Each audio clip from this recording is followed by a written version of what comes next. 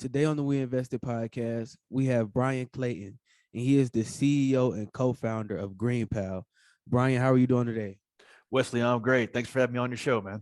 Yes, sir. I'm excited, and I was doing my research before we got started, and I see that you have a long history of entrepreneurship and just being innovative. So, I just first wanted to tip my hat to you and say, you have a long history of impressive work.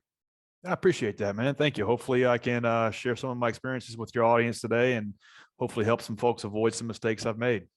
Yes, sir, for sure, for sure. So let's just kind of take it from the top. Where are you from and where'd you grow up? Yeah, I grew up around Nashville, Tennessee, pretty much Nashville born and raised. I started a lawn mowing business when I was in high school as a way to make extra cash and stuck with that little lawn mowing business all through high school, all through college, and over a 15-year period of time, built one of the largest landscaping companies in the state of Tennessee, eventually getting it over 150 employees, 8 figures in revenue. And then in 2013, sold that business. So one of the largest landscaping conglomerates in the United States. And so growing that thing from just me and a push mower to me and like 100 plus people, learned a lot about how to build a business, how to scale a company. And then after that, I took some time off. I traveled a little bit and got bored and thought, what now? What should I do now? And I thought about, well, an app needs to exist for what I just spent the last 15 years doing. Something you should be able to push a button and get a lawn mowing service. And I thought, how hard could it possibly be? And recruited some co-founders, and we built GreenPal, which is the Uber for lawn mowing. And I guess you could say GreenPal is a 10-year overnight success because we've been at it almost a decade, and now we have around 300,000 people using this app to get their lawn mowed. We're nationwide in the United States, profitable, growing, and doing around $30 million a year in revenue. So it's been 22 years in one industry. I've kind of seen it from every angle you can see it from. No, and that's really remarkable. Some of the milestones that you've been able to accomplish and achieve. And I know that, one thing that a lot of business owners and entrepreneurs hope to have the chance to do one day is to sell their business at some point. So, how was that process of selling the business for you, and what emotions or what mindset did you go through, or what, emotions did you feel once you finally sold your first business? Yeah, it was one of the hardest things I've ever done because a lot of my identity was wrapped up in that business. I had ran it for 15 years from a teenager all the way up to like in my early 30s, and so a lot of who I was the company. If you're running a business and you're starting it from scratch, you put your soul into the company. You really do. And a lot of your identity is the same as the business and vice versa. And that's how it was for me. So when I was able to get it sold, it was very much an emotional period. It was very much took me about 6 months to kind of reconcile that and separate my emotions that the business was no longer mine. But getting it done, getting the business sold was also very, very challenging. From the idea that I wanted to sell the company to being able to actually get it acquired, it was a little over 2 years. And looking back, I wish I had this book called Built to Sell, which is a really good book that talks about how to build a business that could eventually be bought someday. Would have saved me probably 2 or 3 years of headache, and maybe even have doubled my outcome that I eventually got from selling the business. And but that book didn't exist back then, but it does now. And it's a really good book. If you're thinking about building a business that you want to be able to sell one day, read that book a couple of times because it can really kind of lay out a blueprint for how to do it. For sure. And so, something that I hear, hear you mention is that it took you about 2 years to get your business sold, but, you didn't give up. You kept going. You were able to persevere through that. And you spent over 15 years in the lawn care industry. So, how did growing up in Tennessee kind of impact your outlook on success and entrepreneurship and things like that? Yeah. A lot of your, I guess, maybe success and failure in life could depend on where you're located. For me, I was lucky that I was located in an area like Middle Tennessee. I grew up outside of Nashville, Tennessee, in a suburb, and it was a vibrant community. There was new construction going on. There was new expansion. There were new neighborhoods. People were moving there. And so I had a little lawn mowing business that was also a landscaping business. And so there was always new opportunity for me to get new work and get new customers because people were moving there. Apartments were getting built, shopping centers were getting built, and these were potential customers of mine. So I really lucked up to be born, like raised in an area that was vibrant. Had I been raised, maybe an hour outside of Nashville in a more rural area of Tennessee that might have been a little depressed, my life might have turned out very differently. So I think you can kind of make opportunity anywhere you're at, but it can certainly be helpful to be in a vibrant area, vibrant community. And if you're not, you maybe move. Maybe put yourself where you can have more shots on goal. Put yourself where there's more opportunity, particularly if you want to build a local small business. That can certainly put the wind to your back. So that's what it was. How I look at growing up in Middle Tennessee, and then even now with building GreenPal, we've built it in Nashville, which is not necessarily known for its consumer technology successes. But it's been a great place to build this business because it's cheaper to operate. There's good tech talent here. It's just there's less competition for tech talent, and we're able to kind of just put our heads down and go to work and not get distracted by a lot of the things that may happen out west. In the echo chamber of Silicon Valley, we're kind of outside that, and so I think where you choose to start your business can certainly be a factor of your success or failure. For sure. And Nashville, Tennessee is certainly growing rapidly right now. It's becoming one of the new hot spots along with Raleigh, North Carolina and Charlotte, North Carolina. Absolutely. But just speaking a little bit more about, your current company, what is GreenPal? Yeah, GreenPal is like the Uber for lawn mowing. So if you own or rent a home, you may have a yard and somebody has to mow that yard. And a lot of people do it themselves. A lot of people pay somebody to do it.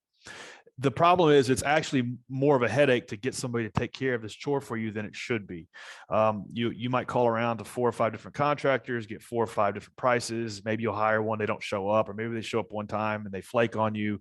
It's actually a pain in the butt. And so GreenPal is built to solve all those problems for homeowners. So homeowner pops their address in, they get 4 or 5 quotes from contractors in their area. They can read reviews, hire the one they want to work with, and then they come out, take care of the yard for you. And if you like how they did, you can just schedule it for the whole season. You pay them right through the app. And it's kind of like Instacart or DoorDash for food delivery, or Uber for getting a ride, but for lawn mowing. And homeowners love it. And on the other side of the transaction, contractors use it to run their entire business. So the life of a lawn mowing contractor is really challenging. Like, you're having to mow yards all day, and then at night you're doing bookkeeping, and then people are always like dragging their feet on paying you and take 30 or 60 or 90 days to pay you. We solve all those problems for contractors, making it easier for them to get through their stops throughout the day and get paid for the work they do that same day, and not have to spend their nights doing bookkeeping, because we kind of handle that on the fly for them. So we have kind of 2 customers. We have to make each of their lives a little simpler, a little better, and then they can conduct business on our platform better than they can in kind of the analog open free world. Wow. So it's like you're helping both sides.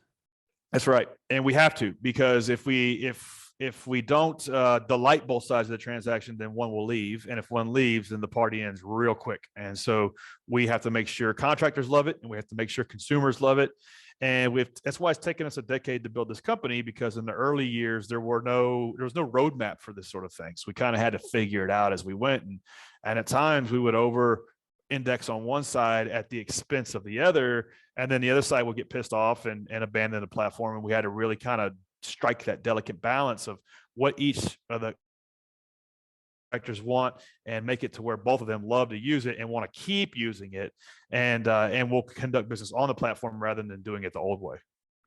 No, that's incredible.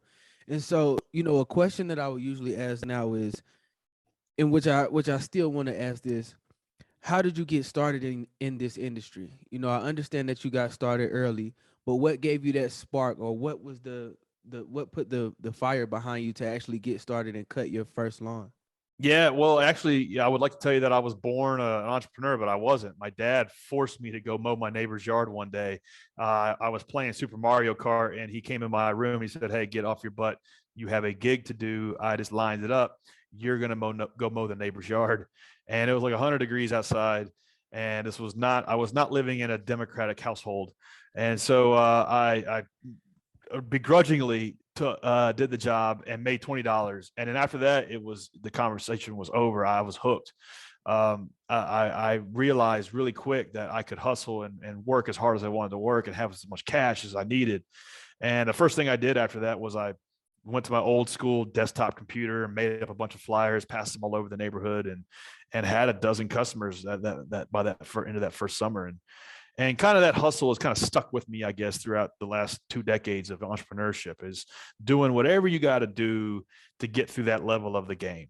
Whether you're on level 1, just get through level 1 and whatever that looks like. And then only worry about that level and don't worry about anything else. And even when we started GreenPal, 15 years later, the first thing we did is we passed out door hangers all over Nashville, Tennessee, like 100,000 of these things to get our first 100, 200 customers to use the app. And then we could learn from them and then figure out more scalable approaches. But something that's always stuck with me is just not losing sight of that hustle and hand cranking things if need be to move on to the next level. No, that's amazing. And something I also think is, very, very cool. Some people may start a lawn care service when they're young, and then they kind of stop and just kind of leave it in the past or whatever, just stop doing it.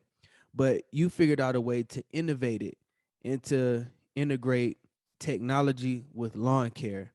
So, how did you kind of come up with this idea? Was it, did you realize a problem in the industry and you just wanted to did you want to solve a problem? Like, what brought about, you understanding that you needed to merge the two? Yeah, I think when you're starting a new technology product, authenticity can be a competitive advantage. So it can really help to be solving your own problem. It can really help to be trying to fix some wrong in the world that you yourself have experienced. And that was really the case for me, because I had spent over a decade in the lawn mowing business. And as I grew my landscaping company to 100 plus people, we no longer did these little small residential lawn mowing gigs anymore because it just wasn't profitable for us. We did big, like 6-figure contracts, apartment complexes, office parks, things like that. But people would still call my front office every single day wanting us to come cut their grass. And we would one of the values that we had by running that company was to always be helpful no matter what, to try to add value, to always try to help folks out. So we would keep a list of a dozen names and numbers by the phone, and we would refer those names out, like, hey, we don't do residential lawn mowing services, but you can call Joe's Lawn Mowing Service, Peter in a pickup, Chuck in a truck, etc. And they would say, oh, thanks, yeah. And then they'd call those folks, and then maybe the next day they say, hey, I called every one of them, and 2 called me back. I hired one, and he didn't show up. Do you have any others? And so I understood and like had the like scars around this. If you're a homeowner just need to get basic services, it's actually a lot harder than you think it would be. And the problem is that these guys are out on a lawnmower. They don't have a receptionist. So there's nobody there to pick up when you call. And when they get done, they're tired and they don't want to call back 20 people. And so you just kind of fall through the cracks. And I knew an app needed to exist to connect these two folks and make it just seamless for homeowners to order services from contractors that really do want the business, but they're just overwhelmed with all these other things.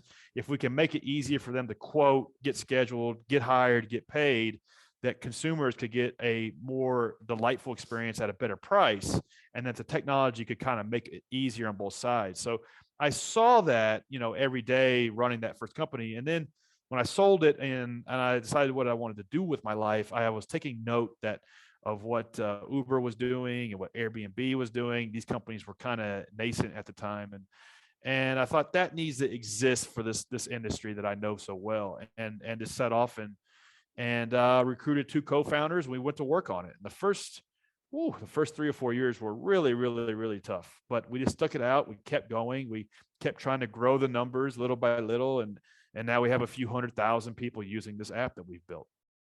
No, and I think that's the beauty of it. Just staying consistent in the field long enough to master it. And then once you master it, you start innovating in that field. You get the chance to see it from every angle, so you can see it from a different perspective than someone that may be just starting out in it.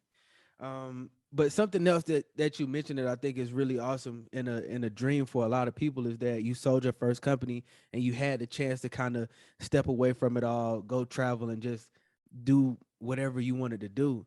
So during that time, um, how was that time off for you? Did it give you the chance to reflect and then to build this new multi-million dollar company that you're working on? Do you feel like that break and that rest and that time for reflection was much needed? I think it strikes everybody differently.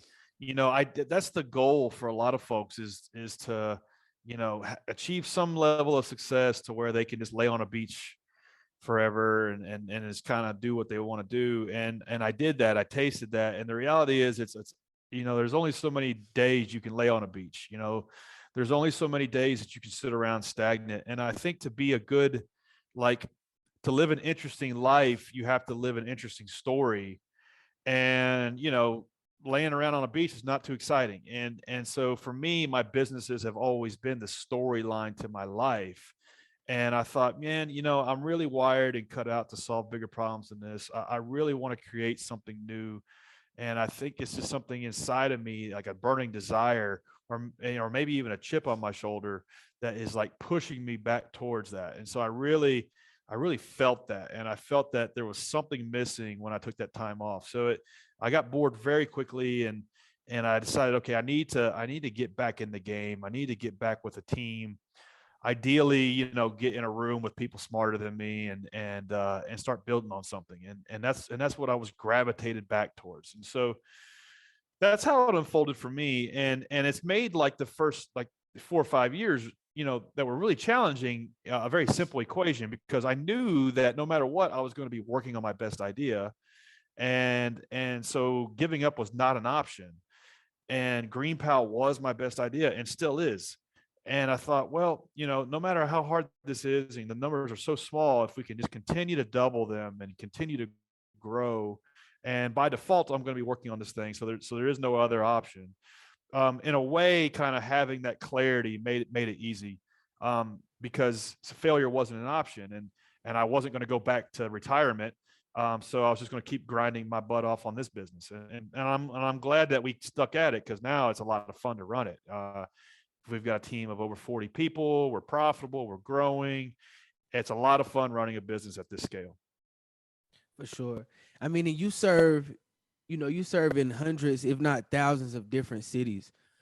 So how did you plan and execute this expansion? Because that's, I think, one of the most impressive things, just how fast your company has been able to expand to different areas, different cities and states. Yeah, to your point, we serve several thousand cities now, and we started off just in Nashville, Tennessee, and we spent almost 4 years in Nashville, just one city. And we did not launch a second city until we really had the experience dialed in. We like the time between you hire a lawn mowing service and the time that they actually do a great job, there's a million things that can go wrong. And it was our technology's job to solve those million things. Anything from, like, it rained that day and he couldn't mow it, his dog got, his son got sick and he couldn't go to work, he let the dog out of the back fence, his lawnmower hit a rock and broke a window, his equipment got stolen, he just didn't feel like working that day, doggone it, or his truck broke down, or you name it, million things. And so we had to build the app to, like, solve all of these things. And it took a long time to figure that out. And so we knew that we didn't need to move into another city until we made like 99% of the people happy that use the app. And when we first started, it was like maybe 50% if we were lucky. And we kind of got the experience dialed in, and then we launched our second city, which was Tampa, Florida. And I went to Tampa, Florida, and, like, stayed there for 3 months and interviewed contractors and hundreds of these guys, and like hand walked them onto the platform. And then we figured out how to get the consumer side, and then we launched our third city maybe a year later. And then after we kind of got our fourth city going, we developed a little playbook, and then we got to a point where we were launching a city every week. And now we are in every major city in the United States, and now getting into all, like, the little smaller mid-level markets, 50,000 people and less. And so it was just one of those things that we kind of nailed it, and then we scaled it. We really wanted to get the experience right before we blew it out too quickly. And a lot of our not necessarily competitors, but other startups doing similar things, like either Uber for lawnmower startups, or Uber for home cleaning, or Uber for car washing. A lot of these other teams crashed and burned because they tried to scale too quickly. It's like trying to put rocket fuel in a Toyota Camry. It just doesn't work, and everything just blows apart, and it's a bad ending for everybody. So we wanted to avoid that, and so we kind of took the sustainable approach. For sure. And I think, one of the things that stand out the most to me is, you say you guys focused on getting that customer experience, um, mastering that first. And it kind of just sounds like the Jeff Bezos approach. Like he focuses on the customer first, like listening to them, see exactly what they want, make sure their experience is 100%, and then you try to scale. So I think that's a great way to approach any business. Yeah, you can't go wrong with Jeff Bezos. Some of his maxims, and one thing he says is one of my favorite Jeff Bezos quotes. He says, the thing I love about the customer is that they are reliably discontent, and yesterday's breakthrough is today's normal, and it causes you to keep making the product better and better and better. And it's just one thing you can just always bank on, is that the customer is going to be discontent, and that you have to make the experience better and better and better. And that's what causes you to make a superior experience and a superior product to your competitors. And that's been the case for us. Not that we're Amazon good or anything, but we're 10 years in, and we ended our first year with 20 customers, and now we have several 100,000. And you want to look back and say, wow, look how far we've come. But the reality is that it's still day one. It just really feels like we have so much further to go to make it better and cheaper and faster and more reliable. Yeah, to use Jeff Bezos' maxim, it is still day one.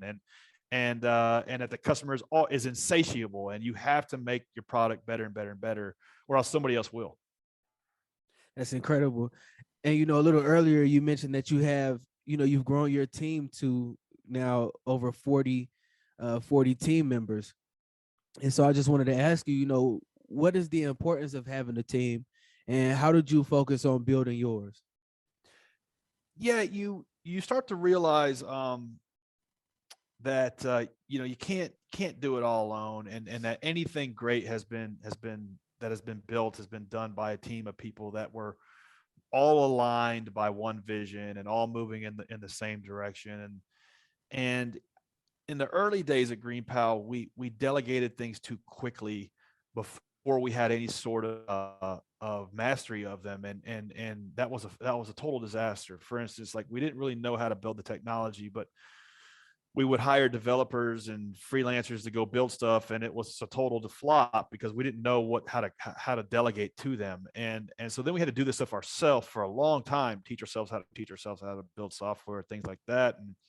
And then we waited too long to delegate again. And so we made two mistakes. We delegated too soon, and then we delegated too late.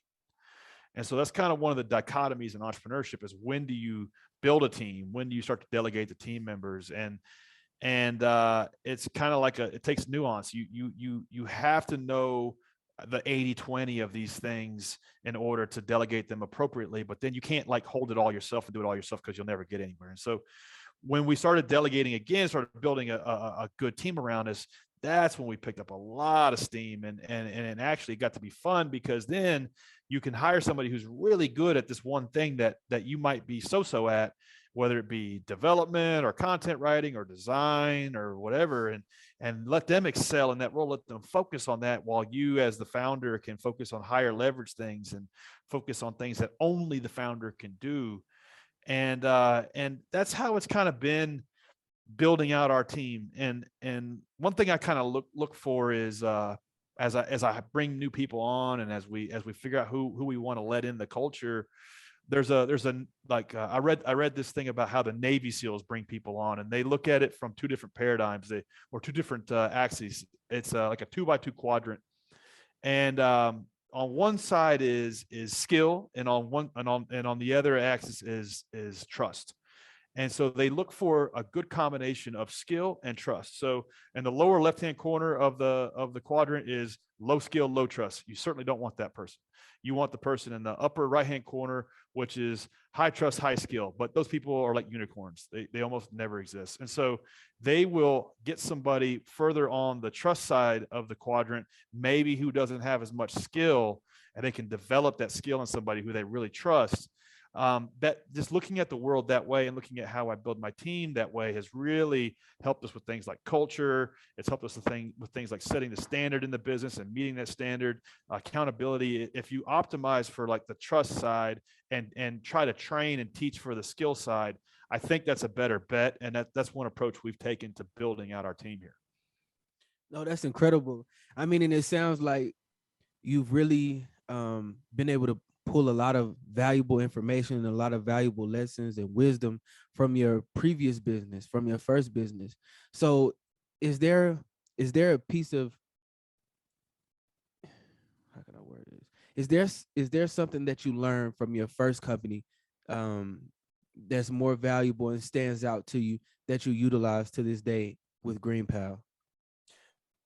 All kinds of things. In the same kind of to dovetail off the last thing we talked about with team building, it's that you're better off hiring. Okay, so the thing I think I learned, one of the main things I think I learned building that company to over 150 people is that you cannot motivate an unmotivated person. You can only bring on motivated people and then don't demotivate them. And I had to learn that the hard way. And a lot of times we get into this sunk cost fallacy when we're building a business and we bring people on and we train them and we realize they're just not a good fit. But then we take inventory of all the time that we have in them, and we don't want to cut them loose because it hurts. And the reality is if they're not a good fit and they're not motivated in the role and they're not loving it, like you need to like do them the service of letting them go. And actually it's a weak decision for you as the founder. It's a weak decision for everybody else that works in the business. And it's a weak decision for that employee to keep them on. And this was something that I learned the hard way. I kept too many folks on for too long that weren't good fits. And I learned the hard way that you cannot motivate an unmotivated person. Don't try to. Let them get motivated somewhere else because they're not motivated in your role. That you're never going to motivate them. And so that was probably the main thing I've taken away. And I'm much more cautious with bringing on people in my second business. There's like a dating period that we really date each other before we solidify the contract, the employment contract. And I really try to screen out people that just aren't good fits, because bad hires can sink a business, particularly your first 5 or 10. Like if you get that wrong, it could spell doom. No, for sure. And so, I mean, you have a great, a great business acumen and a great understanding for business and just how it works. So what would you say are some of those things that you could attribute that to? Like, is there anybody that you study? I know you mentioned Built to Sell, a book, but are there any other books that you would recommend or that you've read that maybe helped you out and kind of made it easier to understand for you along with your experience in business? Yeah, the best way to learn anything as it relates to just get in there and do it. You don't learn then start. You start then learn. And so the first thing is like close the gap between you and getting in the game.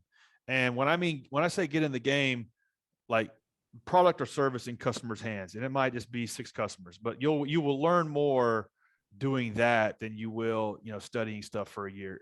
So that's the first thing. That said, I believe there's 3 things you're doing in business at all times, to varying degrees. So you're always working in the business, in a simple example, my lawn mowing business, working in the business, me cutting grass, me making sure customers' phone calls got returned, me making sure that the equipment was maintained. That's working in the business. Then you're working on the business. That's the second thing you're doing. That's what does our employee training system look like? What does our marketing system look like? What does our customer satisfaction system look like? What is our equipment maintenance system look like? The routines and processes that make the business run. So that's the second thing you're doing. The third thing you're doing is working on yourself, because we're not born leaders. We're not born managers. We're not born to know how to do bookkeeping. We're not born to understand how to read a cash flow statement or a balance sheet. We're not born to know how to do search engine optimization or Facebook marketing. We're not born to know how to run an Instagram campaign to grow the business. We don't know how to do these things. Nobody teaches us these things in school. They certainly don't teach it in college. So you have to work on yourself. You have to go to YouTube University. You have to listen to podcasts like this one. You have to read books. You have to listen to audiobooks. So you have to do all of these three things yourself and really get tactical about it. Like maybe even dedicate time during the week, like Monday through Friday, I'm in the business. Saturday, I'm on the business. I'm going in, I'm developing the systems. Sunday, I'm working on myself. I'm reading the books. I'm doing things that to get the skills that I need to get.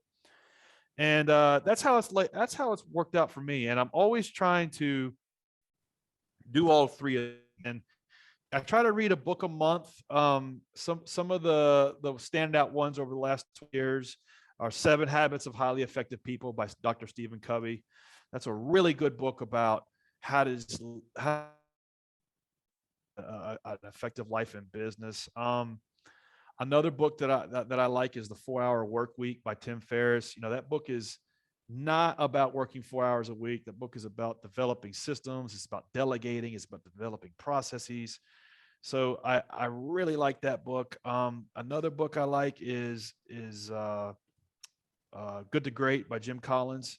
It's a really good book about how you develop a business, how you think about building a great business. I mean, how do you think about creating a flywheel inside of your business that just kind of perpetuates itself? So those are 3 classics that I like.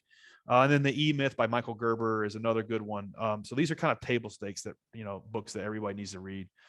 And you might say, well, I hate reading, what I do too. So maybe just listen to them on Audible. That's pretty much just as good. And I think, if you're founding a business, your living room is going to have to become a classroom. Your car is going to have to become a mobile classroom. You're going to have to turn off Netflix and turn on YouTube and watch the stuff on YouTube that you need to be listening to. Because the reality, the good thing is it's all there. Right. You can learn anything you need to learn for free on YouTube. It's all there. It may take you a while to find it and sift through the garbage, but it's all there.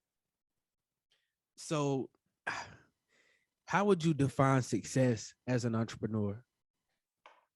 I think for me, it's different for everybody. For me, success is first having fun. I have fun running this business, and there was times in my first company that I wasn't having fun. And so by that measurement, there were times in my first business that I would not say I was successful, because I was just, it was like chewing glass running that business at times. And so for me, running my business now, I have fun. Like I really almost pretty much haven't worked a day in 10 years. I'm doing what I want to do on a daily basis, which is drive the ball down the field with this company. So for me, that's the first thing. I'm enjoying it. And then the other thing is providing opportunities for those around you. Like there's my 2 co-founders, we've worked our butts off on this business, and I would hope that they would feel that because we're all in the trenches together, we have created opportunity for one another, and that we've kind of unlocked this abundance just through our sheer will, and that's a lot of fun. I think that's success. If you're part of something that's creating opportunities for employees, your co-founders, your stakeholders, the people that use your products, to me, that's a measurement of success as well.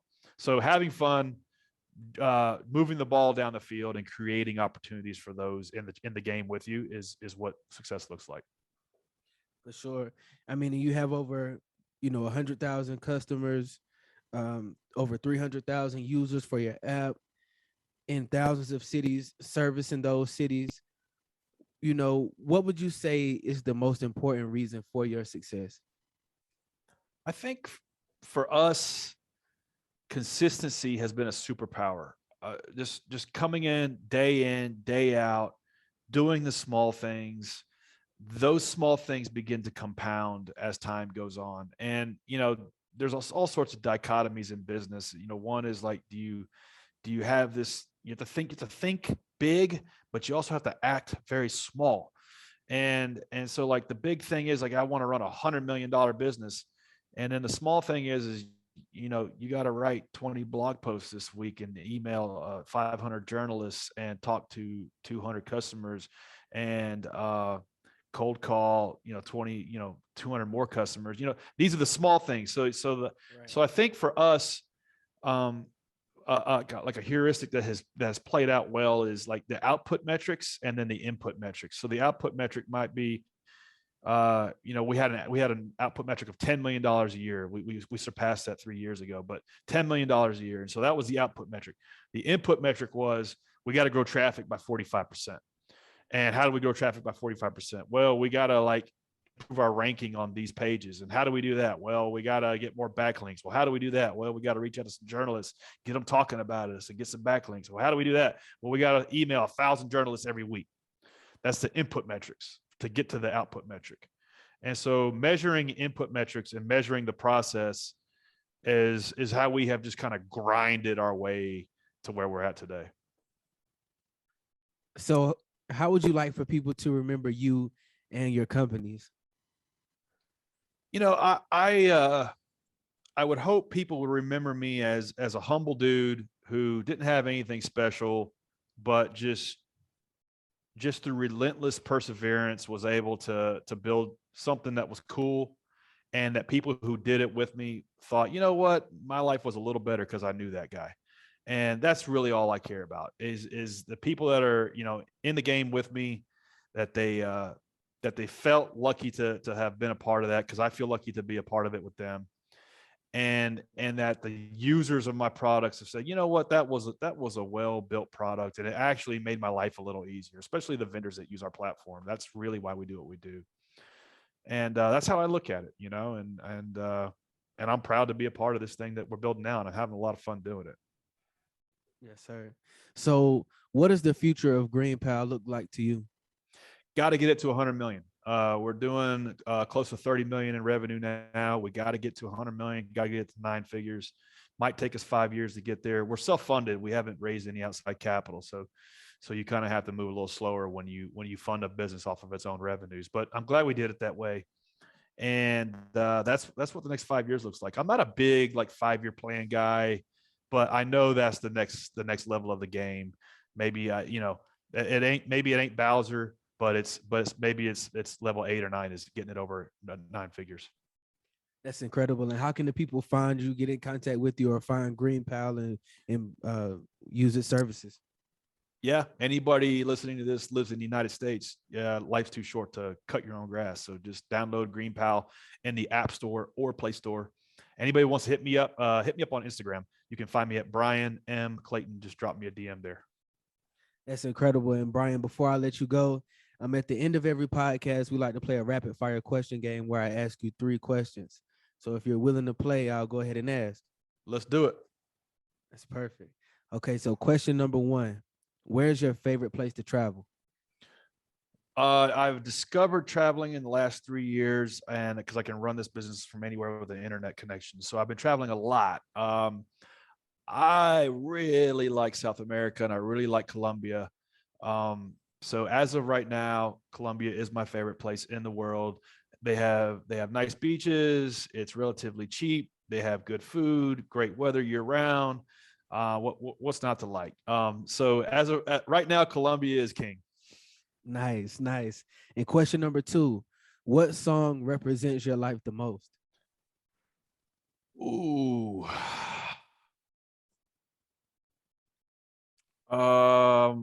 I really like rap music, because if you think about it, rap music is like one of the only